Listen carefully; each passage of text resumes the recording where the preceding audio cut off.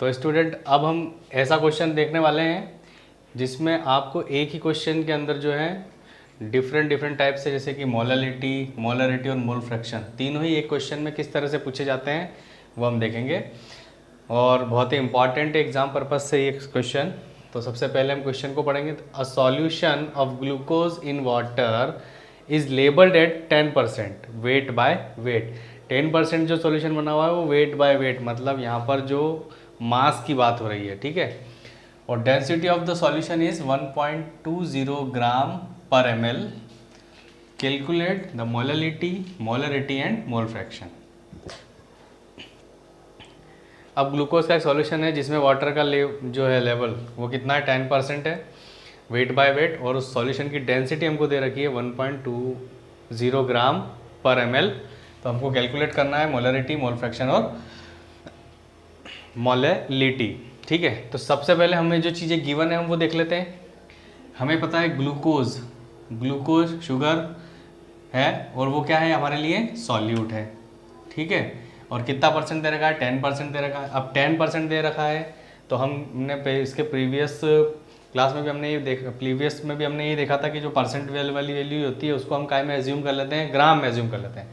10% मतलब कितना ग्राम हो गया सॉल्यूट, 10 ग्राम, ठीक है। अब सॉल्यूट 10 ग्राम है और हम उसको, और टोटल मास हम सॉल्वेंट का कितना मानेंगे, 100 कि 100 ग्राम का सॉल्यूशन है जिसमें 10 ग्राम क्या है, सॉल्यूट है, तो बचा हुआ 90 क्या रहेगा, सॉल्वेंट रहेगा, ठीक।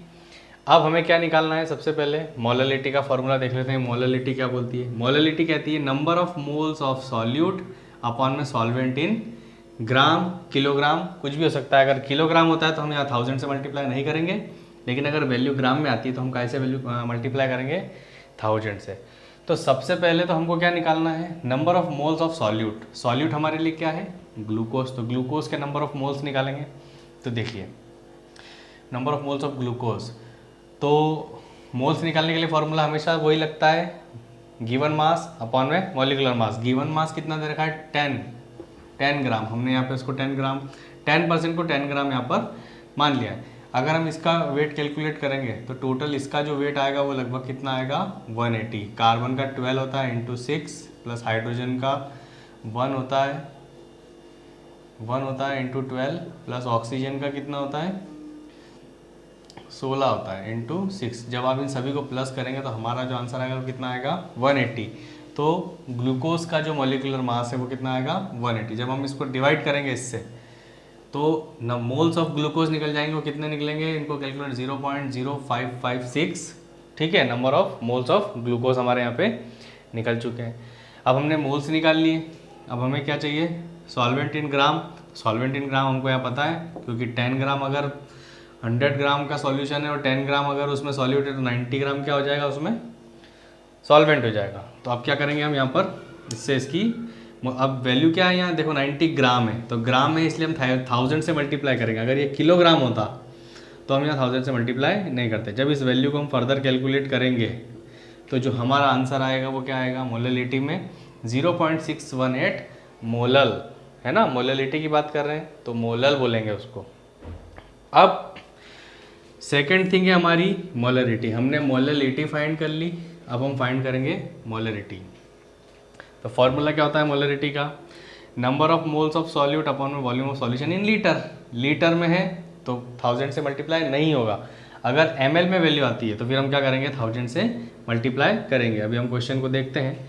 Number of moles of solute तो हमारे पास अवेलेबल है, ये रहे, लेकिन हमारे पास जो है वॉल्यूम ऑफ सॉल्यूशन यहाँ पे अवेलेबल नहीं है। तो वॉल्यूम ऑफ सॉल्यूशन किससे निकालेंगे, हम इस डेंसिटी से निकालेंगे, ठीक है।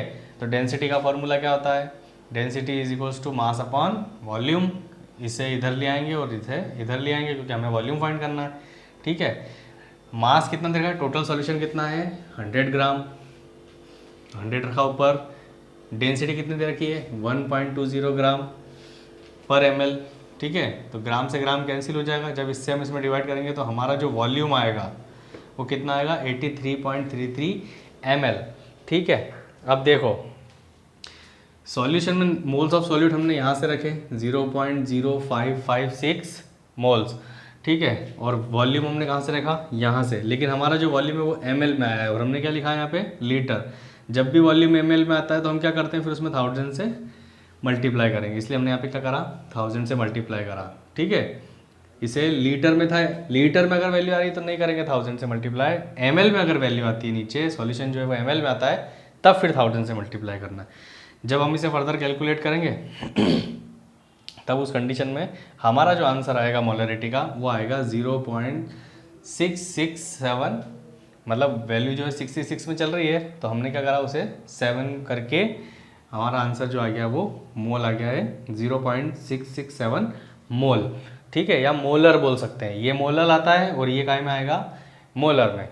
ठीक है, अब आप ये देख लीजिए एक बार, तब फिर हम अगला भी इसी में आगे क्वेश्चन करने वाले हैं मोल फ्रैक्शन का, तो आप लोग एक बार इसे चेक कर लीजिए, कुछ नोट करना तो कर लीजिए, फिर हम इसे रब करके आगे बढ़ते हैं, क्योंकि हमारा जो लास्ट पॉइंट बचा है वो बचा है मोल फ्रैक्शन।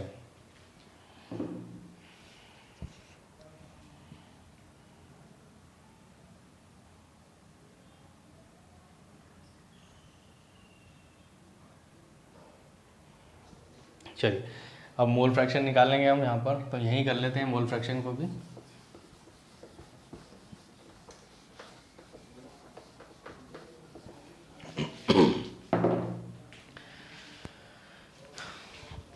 यहाँ पर जो मोल फ्रैक्शन होगा, मोल फ्रैक्शन ऑफ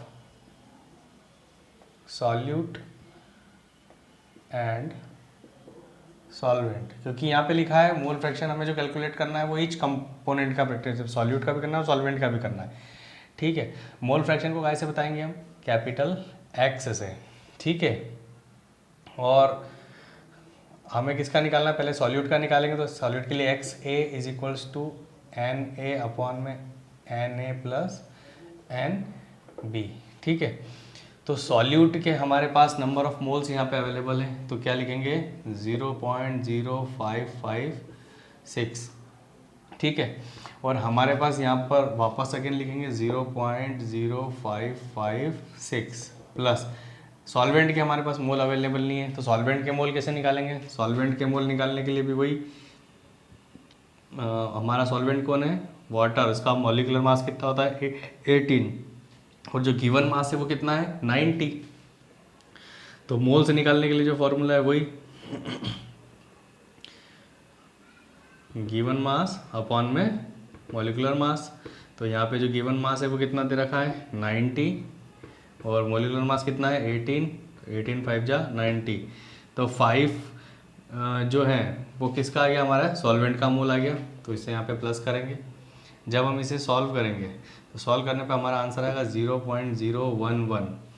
ठीक है, सॉल्यूट का मोल फ्रैक्शन आएगा ये। ठीक है, एक से सॉल्यूट का मोल फ्रैक्शन जब हम इसे कैलकुलेट करेंगे, आप कैलकुलेट करके देखना। अब हमें क्या करना है, ये हमने किसका निकाला, एक्स ए का निकाला, अब हम किसका निकालेंगे, एक्स बी का। ठीक है, इसे हम यहाँ लिख देते हैं, जो हमारा आंसर आ रहा है वो 0.011, ये सॉल्यूट का मोल फ्रैक्शन है 0.011। अब हम क्या कर सकते हैं, वापस यहाँ पे एक्स भी रखो, बी ऊपर रखो, और ए और बी दोनों का सम यहाँ करके कैलकुलेट करेंगे तो इसमें टाइम ज़्यादा लगता है, इसीलिए हमारा जो है एक सिंपल सी ट्रिक है, हम कैसे निकालते हैं, x a plus x b equals to 1। ठीक है, हमें किसकी वैल्यू निकालना है, एक्स बी की, तो एक्स बी को यहाँ रखेंगे इज इक्वल्स टू 1, ये वैल्यू उधर जाएगी तो माइनस एक्स ए, तो एक्स बी हमें फाइंड करना है, तो 1 माइनस 0.011, जब हम इसे माइनस करेंगे तो हमारा आंसर आएगा 0.989, और ये जो मोल फ्रैक्शन होगा ये किसका होगा, सॉल्वेंट का, ये किसके लिए है, सॉल्वेंट के लिए, और ये किसके लिए है, सॉल्यूट के लिए। तो इस तरह से हम इस क्वेश्चन को सॉल्व कर सकते हैं। तो एक ही क्वेश्चन के अंदर कितने टाइप से मोलरिटी, मोललिटी या मोल फ्रैक्शन पूछा जा सकता है, तो हमें जितना ज़्यादा हम क्वेश्चन को प्रॉपरली समझेंगे, हमें फॉर्मूले पता है, हमारे पास सारी चीज़ें क्वेश्चन में गिवन नहीं होती है, अलग अलग फॉर्म में होती है। जैसे यहाँ डेंसिटी के फॉर्म में दे दिया था, हमें डेंसिटी दे दी थी सॉल्यूशन की, लेकिन वॉल्यूम ही नहीं पता था, तो वॉल्यूम हमने डेंसिटी के फॉर्मूले से पता कर लिया। मोल्स पता कर लिए सॉल्यूट के और सॉल्वेंट दोनों के। मोल फ्रैक्शन हमने यहाँ निकाला, मोलरिटी निकाला, मोलरिटी निकाला। सो ये जो टर्म थी कंसंट्रेशन थी। आपको ये कंसंट्रेशन टर्म जो है मैं उम्मीद करता हूँ समझ में आई होगी, और इसी पे बेस्ड नॉर्मली क्वेश्चंस पूछे जाते हैं। Thank you very much.